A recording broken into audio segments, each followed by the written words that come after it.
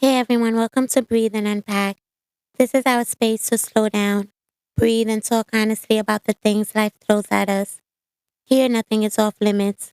Relationships, family, jobs, stress, and personal struggles. Sometimes we'll vent, sometimes we'll reflect, and every time we'll ask, what can I take away from this? You're not just listeners, you're part of our support system. That means we share, we listen, we take what we need, and we leave the judgment at the door. At the end of each episode, I'll share one simple takeaway, something you can carry with you into your own day. And I'd love to hear what you take away too. As always, we're just exploring here, breathing through what comes up and unpacking it gently at our own pace. Let's take a moment to breathe, settle in, and slowly unpack whatever is unfolding for us today. So, I seen something on social media that reminded me of how important it is to pay attention to the way people treat other people, even when they tell us they would never treat us that way. And it really had me thinking because I feel like this is something a lot of us do. We'll watch how somebody treat their ex, their old friends, their family, coworkers, or even people they don't need anything from anymore.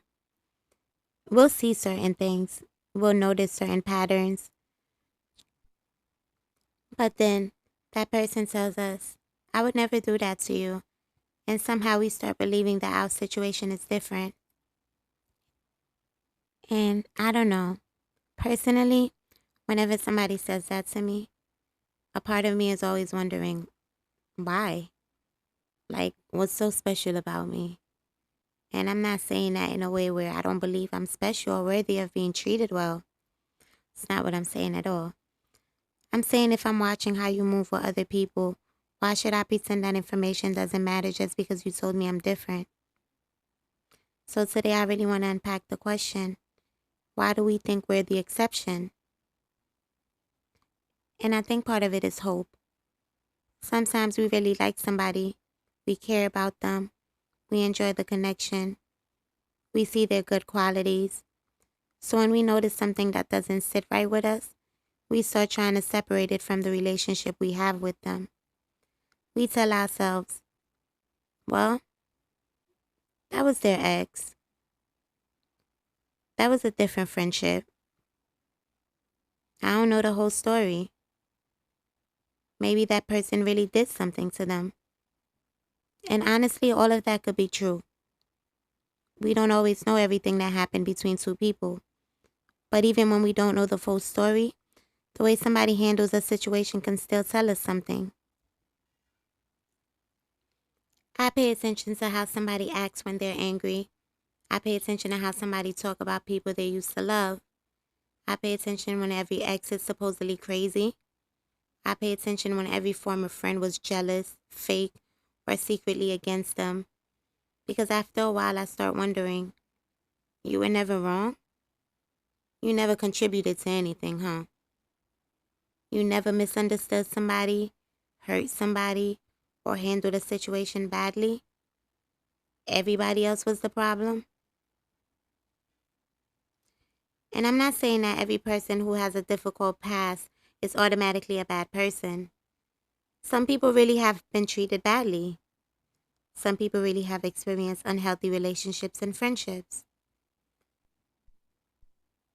But I think there's a difference between somebody telling you what happened to them and somebody presenting themselves as completely innocent in every situation they've been in. To me, somebody being able to say, I didn't handle that correctly, means a lot. I don't need somebody to be perfect. I'm not perfect. But can you reflect? Can you admit when you were wrong? Can you tell a story without making yourself the hero and everybody else the villain?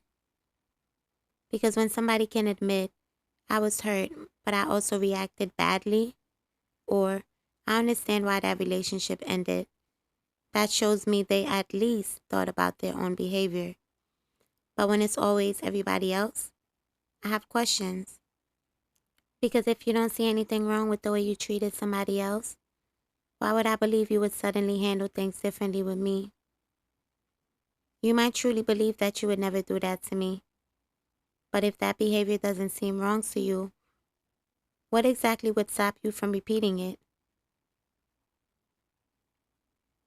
I also think being chosen can make us feel protected from somebody's patterns.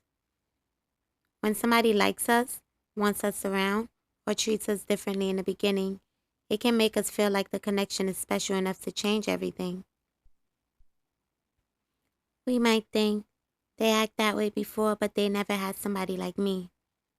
Or, they were hurt in their last relationship, but I'm going to love them differently.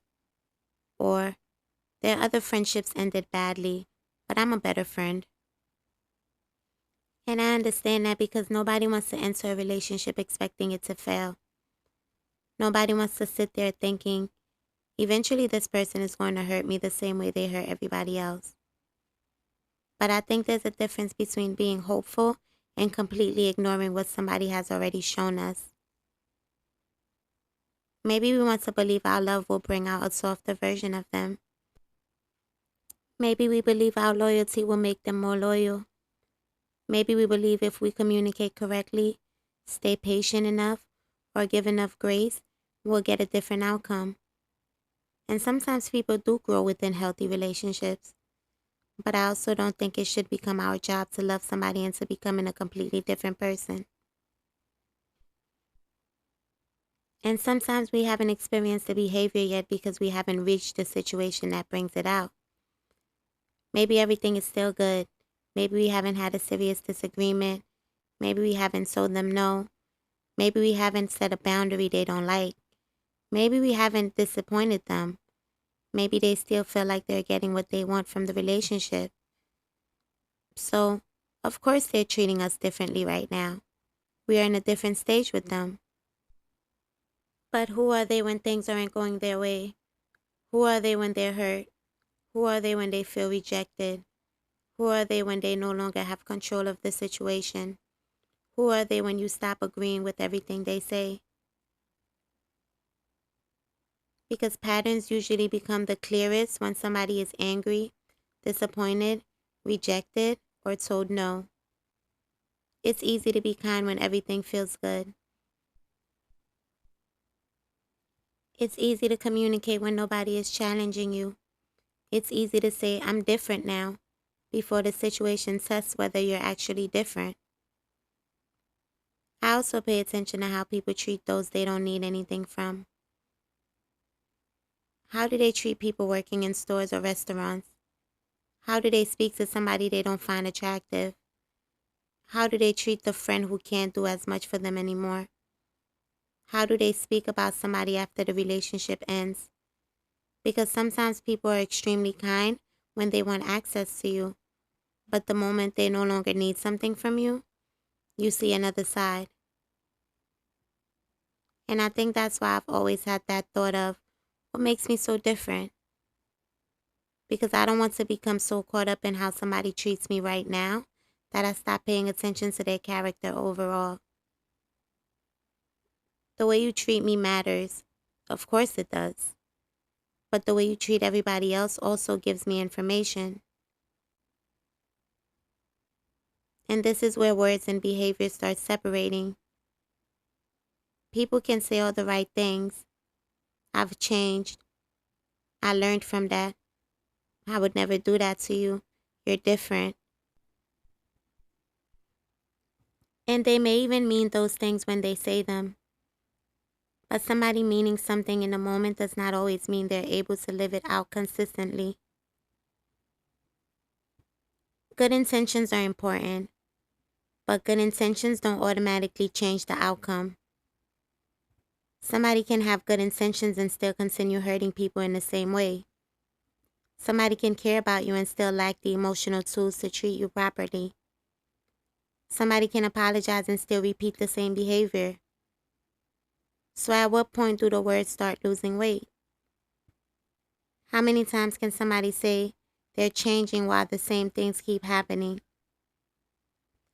How many different explanations can we accept for the same outcome? And I do want to make a distinction between a mistake and a pattern because I don't believe one bad moment should define somebody forever. We all have moments we're not proud of. We've all reacted badly, said the wrong thing, misunderstood somebody, or handled something in a way we would probably handle differently now. But to me, a mistake is something you recognize, take responsibility for, and try not to repeat. A pattern is when the behavior keeps happening, but the reason for it keeps changing. Like, every time it happens, there's a new explanation. This time they were stressed. Last time they were triggered.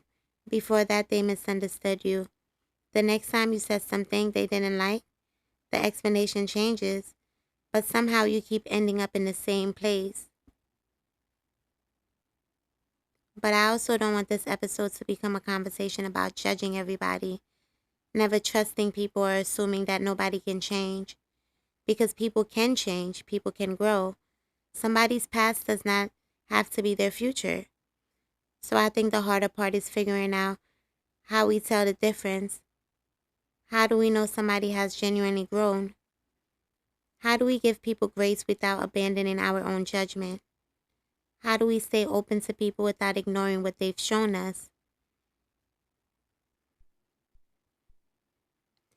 And how do we know whether we're witnessing a past mistake or an active pattern?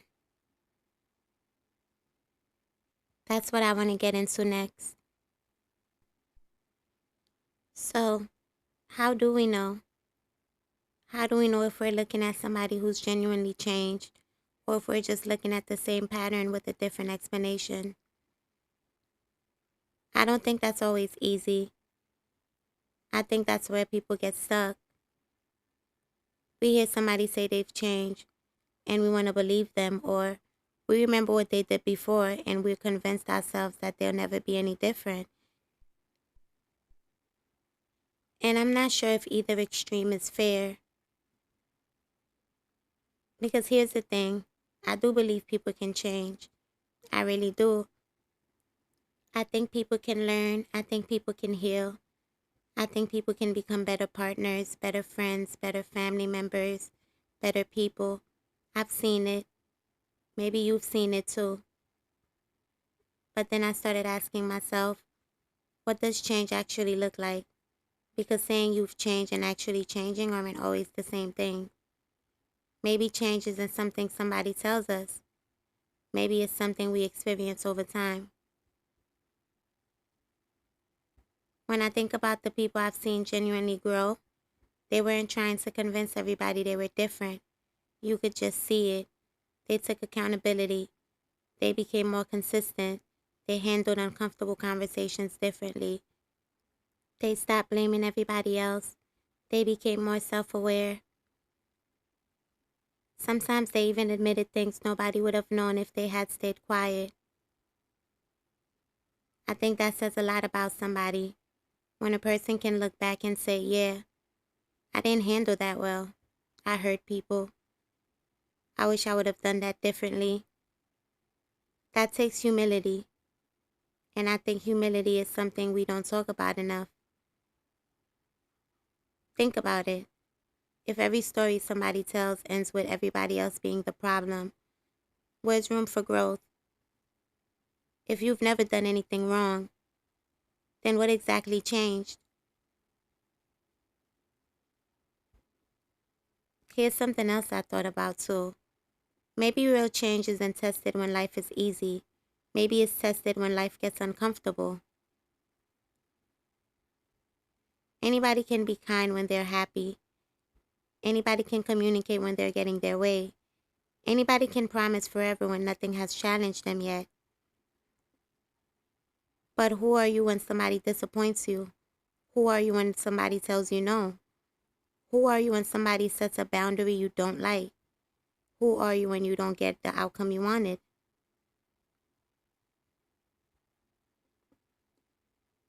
That's where we learn a lot about people. Not because everybody should be perfect, because pressure has a way of revealing what's already there. At the same time, I don't want this conversation to turn into nobody deserves another chance, because I don't believe that either. If somebody is actually doing the work, I think they deserve credit. If somebody recognizes an unhealthy pattern, works on it, apologizes, changes the behavior, and stays consistent, I don't think it's fair to keep holding them hostage to who they used to be.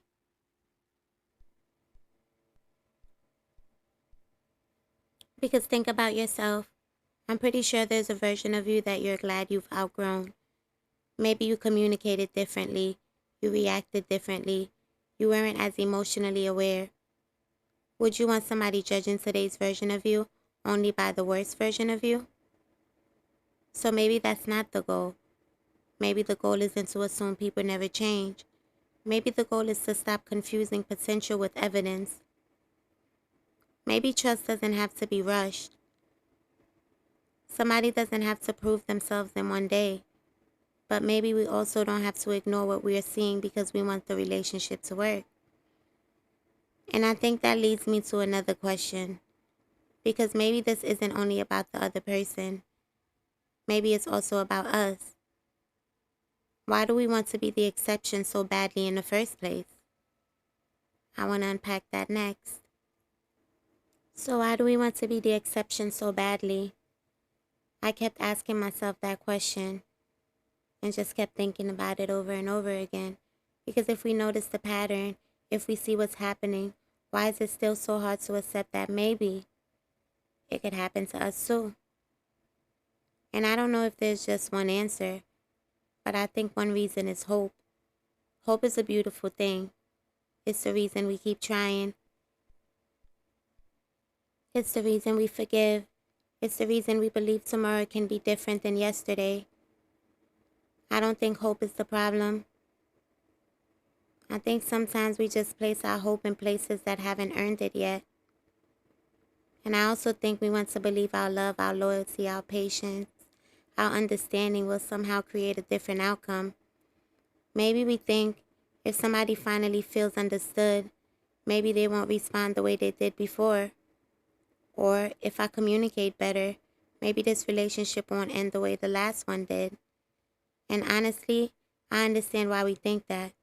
Because it feels good to believe we can be a part of somebody's healing.